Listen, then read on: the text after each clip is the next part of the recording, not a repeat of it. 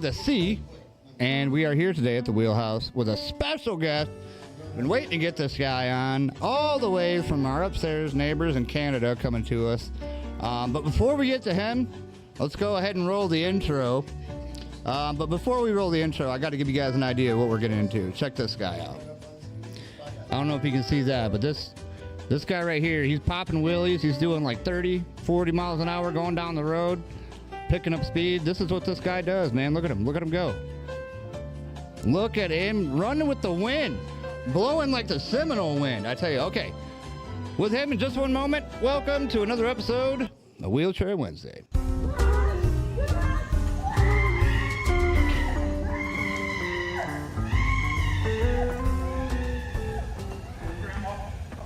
All right, y'all, let's welcome Wheelchair Rick with a K, all the way from Canada.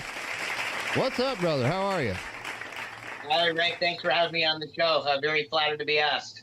Hey, man, you know, it's we've been watching your videos here for a number of years, and when I first seen it, I'm like, this guy's, you know, he's got to be some kind of like daredevil, want to get in his buddy's wheelchair, go down the road and see what's going on. But, dude, after you start watching, I'm like, dude, this guy's a real deal. This dude ain't playing.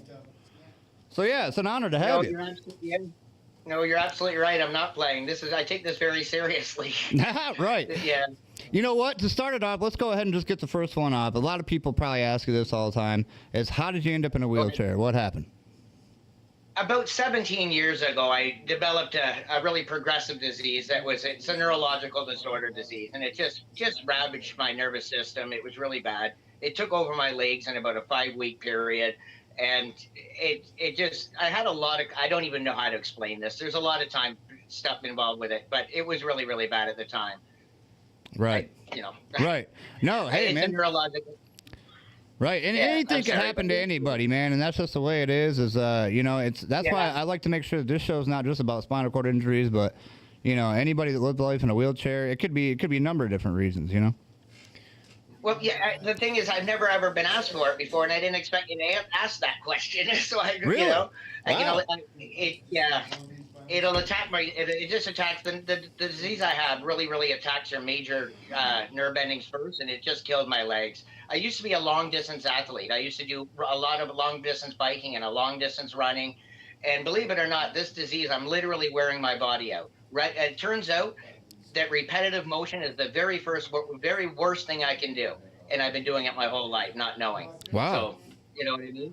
It wasn't fair. It wasn't good. Not fair, but it wasn't good, buddy. I really didn't expect it at all, you know? Right. But I had a stressor point in my life, and it brought it out super strong. So right. It was not good. Well, it was a very dark time in my life. I don't really dwell on it too much. Right. I understandable. Well, I mean, you know, the good thing to look at is, hey, you're here now, man, and you're giving, you know, tons of people not only inspiration, but, you know, hope, and you're giving us entertainment too. That's what I wanted to do.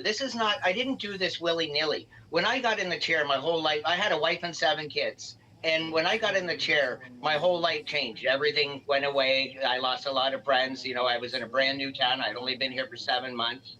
But I didn't really have anything to live for. I didn't really have anything to do. So I'm trying to maintain composure. This all started off at 3 o'clock in the morning when the demons came. Right. I would get in my wheelchair and I would go to the top of the hill and fly down Clifton Hill to see what happens. And it developed into a great big thing, buddy. Right. I really didn't expect this. It's all new. Yeah, I mean, you definitely got, you know, to the point to where you're at now, and you probably look back and you're like, wow, it's been a heck of a journey, huh? I'm trying to get to even, and I feel like you're just getting started, man. I feel like you're just right now at the tippy top of your journey. Well, that's the thing. Up until now, I've just been very happy putting on the show. It developed into this great big thing. I started doing it during the daytime and putting on a show. I started off at going from 2 to 3 every day, and I was really worried that people in the community wouldn't understand what I was doing. I thought, you know, there's all kinds of backlash to what I'm doing. But no, it seemed to catch on really fast. And next thing I know, I'm being told how famous I am on TikTok and all this. You know, so I go and open up a TikTok account and start doing first-person videos. And everybody loved it, except for TikTok, of course. They gave me a lifetime ban. We won't get into that at all. Oh, yeah, let's not get into that at all. You know? Right. Well, here's the thing about that. It was kind of funny, actually. I kept on getting my videos pulled because every single time it was just super intense. Like when I hit that hill, every single run for me is maximum thing I can do. I just go absolutely crazy with it. But so I was getting all my videos pulled on TikTok. Every time I put one on, Dangerous Acts, they pull it. So I'm going home, looking through all my videos from the day, pulling out the very, very, very weakest ones so that I wouldn't get them pulled. But at the same time, calling my show Maximum Aggression. Right. You see the conflict of interest? Yeah. No, So then I absolutely. switched over to Instagram, and Instagram loves it. I don't get any community violations at all. I'm very happy. Yeah, Instagram is definitely the wild, wild west. Outside of X, of course. X is kind of like the no man's land in World War One. But you know, these social media accounts. I tell you, on Facebook, they banned me once, gave me a strike, and then they told me, well, now we'll monetize you, but now you don't get monetized for any of your videos, just your pictures and your posts.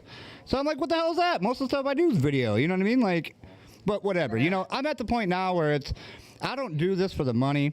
I don't do this for, you know what I mean, like for the data boys or whatever. I do it because, first of all, I think it's fun. I like talking to people about what's going on.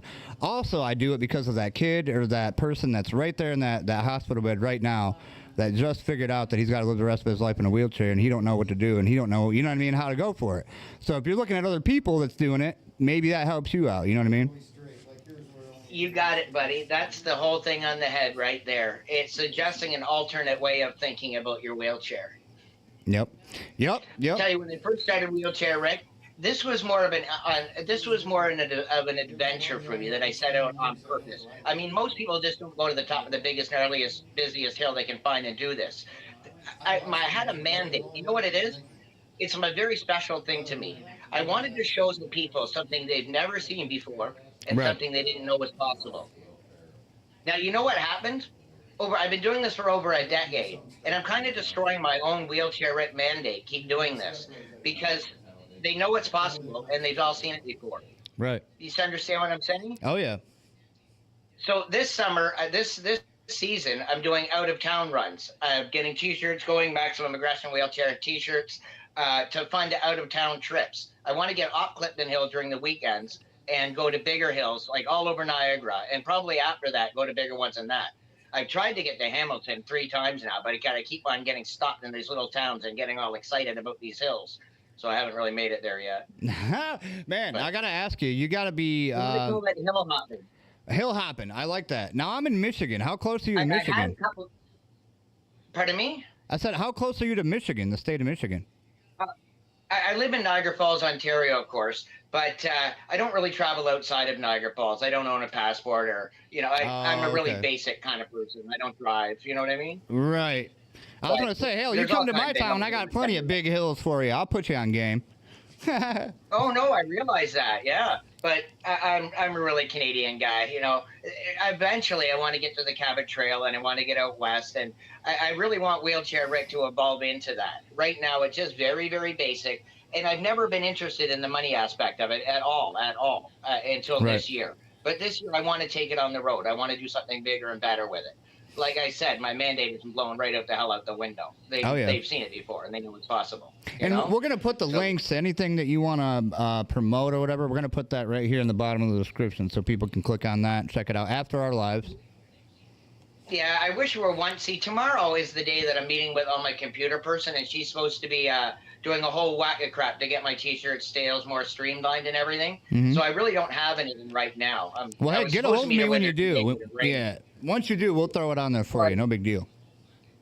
Oh, that would be great. I'm really going to need all the help I can get because I really have no idea what I'm doing. I just know how to hell bomb. You know what I mean? But this whole other side of it's so new to me. It's not even funny. All right. Hey, man, understandable. Now, normally what I do on here is I just got a number of different questions I ask people about life in a wheelchair. We're going to kind of just stroll through a couple of those, if you don't mind. Answer however you want. Yep. And then if you got something you want to talk about. Questions, you know? Right. No, for sure. Absolutely.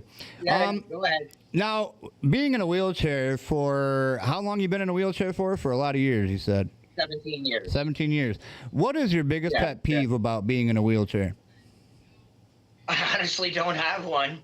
I honestly don't. I mean, I use my wheelchair a lot bit different than other people, and I don't have I don't really have that one thing that bothers me. I read all kinds of comments on these wheelchairs that I'm at, and they describing how I just hop out of my wheelchair, scoot across the floor on my butt, go up the stairs on my butt, cruise across the floor again. Like I just don't care how I get there. I just get there, or I Right. don't care how it gets done.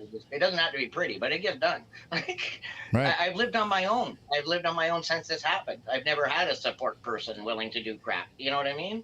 So, I don't have that one thing. I don't have anything. Honestly, it's weird, but I don't. Right. Hey, You know? no, understandable. You're not the first person to say that. I'll I say know what that you're too. looking for, but I just can't say it. No, hey, you're good. You're good. Now, Yeah. what about this? What about since being in the wheelchair, dating or marriage? How do you deal with that? Is that coming up? Do you got a girlfriend? What's that about? Well, here's the thing. I live in a small town, and I really hate to say this, but I can't afford to take the risk. There's too much mental instability going on right now with what's going on. Oh, So yeah. I've always just shied away from that, just because I don't deal well with other people's stress and all kinds of stuff. Right. I'm very comfortable living on my own. Hey, But understandable. I don't know that the wheelchair would have anything to do with it. But once again, I do a lot of things differently. A lot of people look up to me because of the wheelchair. They don't see it as a hindrance. They see it as an addition. Right. So it's not, that question is different for most people than it is for me. For sure. Yeah, I don't- everybody's got a different, like answer to that question for sure. That's why it's interesting. Yeah. You know what I mean? I like to get people's aspect on it. Other people would see a burden when anybody that knows me knows that it's not at all. You Right. know? What about your pain levels? Are you in any pain at all? Usually they're about a 3 or a 4. Sometimes they can kick it up to a 6, but it used to be really, really, really serious. But then once I lost the right amount of nerve endings, all that pain went away, believe it or not. Right, man. But, I tell you. Yeah, I do I a was lot of on inside fire. pain. You got like nerve pain is what you're talking about, right? Oh, buddy, it was like fire. It was the weirdest phenomenon. On the outside of your skin would be freezing cold, but where your legs were just burning and burning and burning. Oh, it was bad, buddy, extremely bad. But Right. we're all past that. The nerve ending just died off, and then the pain decreased, and it seemed to happen within about the first 2 years. Okay. So I've been, 3 or 4 on the pain scale. I don't take any pain medication or anything like that. So it's good. Right. How about the old gummies or anything like that? You do any kind of cannabis medical stuff or Well, I anything? do smoke weed. Yeah, I do that, and I've been a long time user with that. I'll happily admit it. Hey, I me think the too, government man. and everybody was all wrong to begin with. I'm with you. I'm with you. Right. I think we might have been misled on that one, if you know what I mean. Oh, just a tiny bit But, there. Yeah. I'm Yep. glad to see prohibition is finished with that. I'm glad to see that. But Yep. that to me is a wonderful drug, a wonderful herb, I should say. It really is. I get thrown sponsorships quite often. Like people offer to sponsor me, and just like, but I'm very selective on who I was. The only person that I've accepted so far is Niagara Herbs and Medical, Lady C, because Nice. she's doing absolutely the right thing for the community. Right.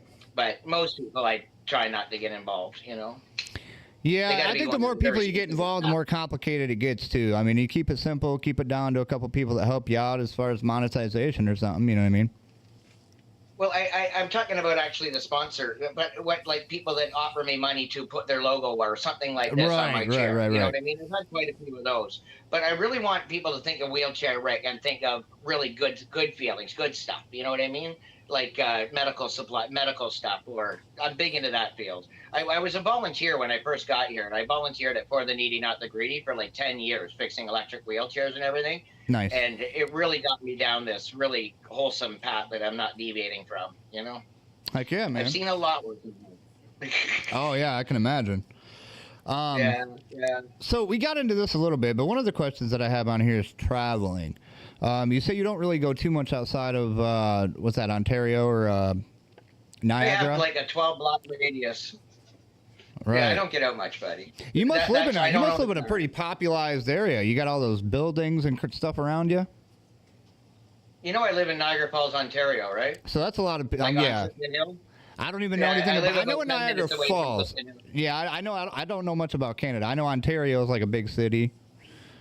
Oh, no. So what it is Niagara Falls is one of the major tourist attractions in Canada. We get most people coming here to see the falls, and we used to be the honeymoon capital of the world. And we have Clifton Hill, which is a great spot.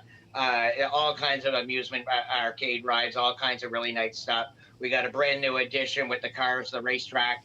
It's like a carnival town. Right. It's, you know what I mean? It's designed that we have all kinds of weddings here. Superman came here in Superman 1. He rescued a little boy. I wish I was here for that, but I missed it. I wasn't alive then. But no, it's a really, really impressive town. The reason I do my show every day is to put on a show for the tourists. That's the main drag of Clifton Hill and Niagara Falls. You know, Google it. You'll see all the neat, exciting stuff. But that's why I do it there. I chose that hill for a reason. I'm putting on a show for the tourists, and I've become quite a tourist attraction doing it. I get a lot of comments. People are coming in just to Niagara Falls just to see Wheelchair Rick. You know, nice. This is my 10th year of doing it. So you don't ever get in trouble or anything? You don't ever get cops or anybody coming up to you telling you to knock it off, or? Every cop that I've ever talked to about it has been extremely supportive. The very first time I got pulled over, the lady officer yelled out the window that her son loves me. So I was very impressed to hear that. I've had a couple officers come in from out of town on their days off and were waiting for me at the top of the hill to take pictures and selfies and shake my hand. I even have a picture of that on my Facebook. Nope, they've all been very supportive. I'm not a threat to the community at all doing what I do, but I am an asset. That's for damn sure. Oh yeah, heck yeah, man, that's awesome. A lot of cheers. A lot of people show up on the hill at 2:00 to see Wheelchair Rick. You know, I've been doing it for long enough now that I've drawn the attention that it requires. You know. Now, one thing I've always wanted to ask is when you see these videos, when you got that camera behind you on that selfie stick, you can't really tell. You can tell when like your camera kind of goes up, but what you're doing right there is you're actually riding a wheelie over the bricks and over the walkways. Is that what you're doing, right? Yes. Yeah, that's right. Anytime the camera goes up like that, I'm on two wheels. So absolutely. And you don't have any wheelie bars in the back? No. No, they will stop you from getting the right angle. Right. How long did it take you to get that down? About a half an hour. You said ain't no thing, just got to do it. Yeah, it was extremely quick, you know. Have you ever had any big crashes or anything? No, never, not once. No, I had a controlled fall once, and it had to happen. I had too much speed for the distance, and then tourists took away my exit route, so I had to just grab the side of the chair and bail. It worked like you can practice that move in your head all you want, and I did a lot, so it worked out okay. But there is a very controlled way of doing that. If you do it wrong, you're in a lot of trouble. Oh, yeah, I can imagine. Hell, I would, man, I wouldn't even want to attempt what you do. You just got to grab your chair and dive off to the one side. But the important part is don't let go of your chair, because that's what will keep you from flailing all over the place. That's like an anchor. Let go of your chair, you're in a lot of trouble. I was wondering what you were doing when you're like putting one arm down, but you're holding on, and you'll switch and hold on with this arm and put the other arm down. You know what that is? That's how I steer. I steer using body movements in the wind. A lot of the time I'll do what's called air bending. And you'll notice that when I go down and I keep my arms in the flailing position, but I hold them there long enough, I actually can feel the wind racing down my arms across my chest, and it'll actually give me the angle that I need. The other one is when I do violent throws to one side. That's turning the chair as well. I don't want to touch the wheels as much as I can, because every single time you touch the wheels, you're slowing it down just a little bit. I don't like that. Right. You know what I mean? I really want maximum everything on every run. You know, I don't even know how to explain. You know on Fast and the Furious, when the guy goes in that 10 seconds in my life, nothing else matters. It's whatever. Oh, he said, yeah, not the car, not the job. That is you can get to the top of the hill, and you can actually not anymore, but sometimes you'll get anxiety. Like you'll get a little bit of butterflies and a little bit of nerves. But that all goes away. Everything goes away the second you start pushing. It all becomes mathematics. It all becomes angles of attack. It all depends. Sometimes I think I'm stalking these cars because I'm just mimicking their movements and trying to find their weakness so I can get around them. It's very intense. Like it's very. You have to be like people think, oh, well, you're going to go around the corner, and what if a car, and what if? And I just tell them straight up, I don't live in the what if worlds. I live in the now. If that car does something, I'll do something to change what I do. Right. But they don't see that. You know what I mean? They really don't. Well, what if a car cut you off? What if a car... There is no what ifs. What if a planet just ran into our planet, and then we're all like, you know what I mean? Then what if that? Or what if money fell from the sky right now? Or, what ifs are, it could be a number of different things. I get you. Yeah, absolutely. Yeah. That's right. And so many people that, like, every once in a while I'll get a negative comment, and it's always a what if. You know what I mean? Yeah. Well, you shouldn't be doing you know, that. What if somebody hits you and you're like, oh, come on, you know. yeah, I got about doing nothing I've wrong. been doing this for over a decade. You know why I don't wear any safety equipment at all. The only thing I ever do is I flip my hat backwards and hat backwards for safety. The second, like, number one, that stuff's going to hinder my movements like crazy. You know what I Right. mean? I'm not going to be able to do what I do with all that crap on there. But number two, I've been just doing this for so long. It's all muscle memory now. There's nothing that hasn't already happened that could happen. You know what I mean? Right. Like it's all just perfect every time. Well, I don't know. especially you're But taking that same hill over and over and over and over and over again. So I mean, you're knowing that That's hill what like the I'm back of saying. your hand. You know what I mean? Yeah, that's exactly it. It's the same run for a decade. Like I've done that 1,000, more than 10,000 times, I'm sure, when you add them all up. Right. So I really would like people just to realize that it's just a show performed over and over and over, rehearsed over and over and over. You know what Yep. I mean? The dynamics change, but the mood never does. It's always the same energy. It's always everything, And the people that are on the hill, a lot of them know that I'm there from 2 to 3. I've just been doing it that long. Did you see my last video, the one I posted yesterday? I don't think I did. I'll have to get on there and check it out. I'm blowing around the corner, and I waited for this the tourist bus. Okay, we get a lot of tourist bus going down, and I like to blow by them and doing weird things. So I know there's tourists looking out the window. I know there is. Oh yeah. So anyway, I wait for him. I think he's past the light already because I can't see from the top of the hill. So I wait the right amount of time that theoretically he should be through the light. But no, he didn't get through it. So I come whizzing around. The light is green. He's actually in the middle of the lane because he knows I'm going to be coming in hot. He saw me at the top. He didn't take up the lane at all. He gave me about 4 feet so that I could go by him. You know what I mean? Nice. It was just perfect. And the only reason he would do that is because he probably knew I was coming Because he down knew the you hill, were coming. know? He seen you. He was like, oh, he's gonna be That's coming right right. behind me. I already know it. Yep. Yeah, well, it's not willy-nilly when I start off. I get at the top, and I just wait. I call it waiting. It's like surfing, I say. It's like waiting Waiting for the for the perfect wave. set. Yep. Yeah, you got to wait for it, the right algorithm before you can even think about going, just to have a safe run, Oh yeah. Yep. Yeah, man. I'm sorry, It's. I just got battling there. You got another question? Oh no, you're good. I was looking for Okay. my drink I put somewhere. I don't know where it went. No big deal. No, man. Yeah, and like I said, what you do is this. I mean, it's. A lot of people are like, man, the guy's crazy. You know what I mean? What he does is crazy. But it's like, well, he's still doing it. He's still alive. So it's like, well, you know what I mean? It must be some. It's to me, it's entertainment. To me, it's like I said, it's something where it's like, wow. I can only imagine what that would feel like doing 40 miles an hour, sometimes 50 miles an hour, flying down a hill, and not only just flying down a hill, but popping a wheelie. No wheelie bars, no safety equipment. Nothing. Going over brick walkways, popping back down the wheelie, going around cars. Like, it's just crazy. It's crazy Just so to you watch, remember- I gotta say. Yeah, just keep in mind, remember this started out as a test of fate. It's supposed to be like that.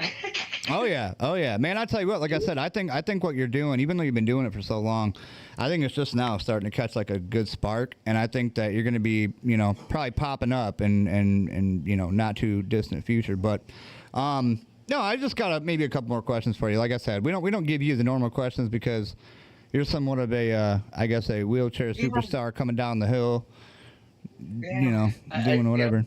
No, oh yeah. One thing I do. One thing, handy-capable. Is that what it is? Yeah, that's what I call it. No, I'm not handicapped. I'm handy-capable. I like every it. once in a while, I'll get the riot act from somebody. So I tell them, should I be acting more handicapped for you? Would that make you feel more comfortable? Oh, I love that. I love that. I almost want to make a shirt like that. Should I act more handicapped? Yeah. Yeah. One thing I was going to ask you is I just started making this a question not too long ago, but like the chair that you use, what type of chair is it, and do you have a name for your chair? No, I don't do that. And the weird thing is I name a lot of things, but no, it doesn't have a name at all. No, it doesn't. Now, here's the neat thing about my chair. My chair is actually an antique. It's 33 years old, and in wheelchair worlds, that is an antique. Oh yeah, that's ancient. Most chairs are made to last 5 years. Okay, you're supposed to get a new chair every 5 years. The chairs that are out there now, I'll break them all within a week. There's not much out there. I mean, I've looked. I see the weak points because I worked as a mechanic for the needy, not the greedy, for 10 years. I've seen all kinds of chairs. You know what I mean? Right. But, buddy, No, my chair is amazing. It's 33 years old. It's put out by a company called, it's a Vision Nitro, uh, put out by a company called Vision. Forget the Everest and Jennings put it out. And it was next level. It's all made out of carbon fiber. It's extremely overbuilt, carbon fiber and titanium. It's extremely overbuilt, but it's 33 years old, and it puts up with every single thing I can do to it. No problem at all. Nice. It's unbelievable. Yeah, I was gonna say for 33 years old, I'd say that is extremely overbuilt, huh? And especially for what you put it through. Oh yeah, oh yeah. There's only one article about it at all on the internet, and the guy starts off by saying that he, back in those years, 1992 to 1995, he was part of a well-advanced design company that made futuristic wheelchairs, and he went on about it like that kind of attitude. Right. But then he made a comment that the wheelchair in the movie Avatar was actually taken out of the concept of this company that makes my chair, and they had a little picture of my chair. So it was pretty impressive, buddy. Heck yeah. The advanced composite materials, Composite, back in 1992, carbon fiber and titanium were actually pretty hard to get a hold of. Oh, yeah. It was no joke. Oh, I remember when they started bringing it in the racing world and stuff like that, how like highly looked on it was, to where if you had something carbon fiber, you knew that it was a high quality, product. Yeah. Oh, no, I like RGK. RGK is a great wheelchair company. I have an RGK. It's about probably 17 or 18 years now. I use it in the winter time. That's what I first started off using on the hill, was my RGK chair. And I did that for years until I came across this chair. But this chair, before, I would actually hold back because I was afraid of the lightness, the way it moved. It moved very much like a sports car. This one's the weight of a sports car, but it feels like a truck. So you have lots of time to do everything. You can pull up as hard as you want. It's going to do whatever you want because it's got that half a second sluggish feel to it. You know what I mean? Yep. The half a second doesn't mean anything, but it gives you so much more control. You Yeah. know? Yep. When you're popping through the red light and doing all the bouncies and all that stuff at 55 kilometers an hour on two wheels, yeah, it matters, buddy. Oh yeah. Oh yeah. Speaking of that, one of our live viewers. This is a live show, so if you guys do want to ask a question, go ahead. If it's relative to what we're talking about, go ahead, ask it. We'll ask it right here on live television, internet.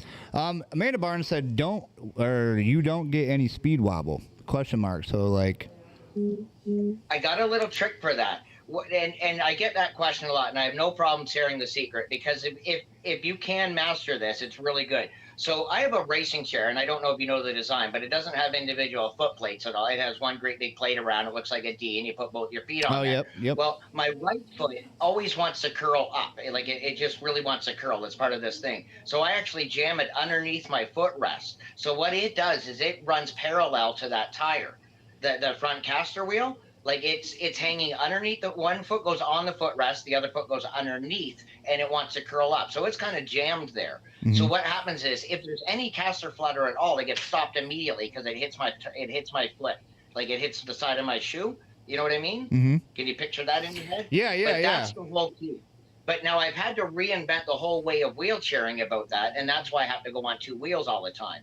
When I throw the foot doesn't turn the wheel at all, but it does prevent it from doing anything I don't want it to do. You know what I mean? Right. It just rides that, but I don't get to turn that way. Like I can turn. It's hard to explain, but that's why I have it there. It stops any flutter. It took me a long time to get past that flutter, and there is no getting past it.